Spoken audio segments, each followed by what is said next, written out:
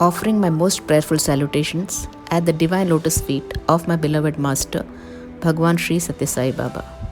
Bhagavata Vahini, Chapter 7, Vidura the Counselor. Summary. Vidura meets Dhritarashtra, who was yet looking for words of sympathy.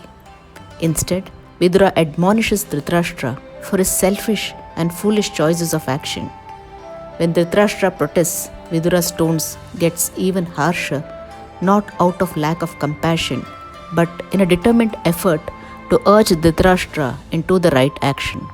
Dhritarashtra then gets a distaste for the way he is living, but yet clings on to the operational excuses such as his blindness and needing to inform Yudhishthira. Vidura convinces Dhritarashtra to utterly disregard social conventions and the needs of his body and proceed immediately with him to the forest with his wife Gandhari. Being so convinced, the three leave the palace for the forest at once in the night itself without informing anybody. Key takeaways. In this chapter, we saw the movement of three phases of Vidura's level of conversation with Dhritarashtra. The first phase before the war was between a minister and a king, always in the interest of the king and the kingdom, but never going beyond that propriety.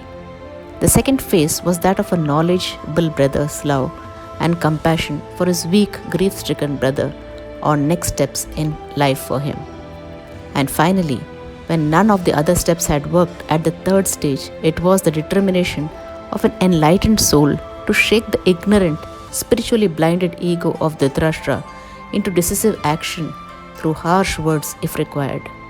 This was similar to Krishna's move in Mahabharata war to move from gentle counseling to Arjuna on dharma while revealing the Bhagavad Gita to the angry Krishna picking up his discus, threatening to break his bow at seeing Arjuna's half-hearted attempts to kill Bhishma.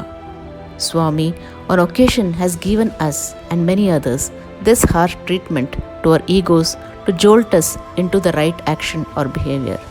The current COVID crisis is also perhaps nature's and God's ways to sharply shake us to make better and more inclusive choices to nature and to each other. End of the chapter. Sai Ram.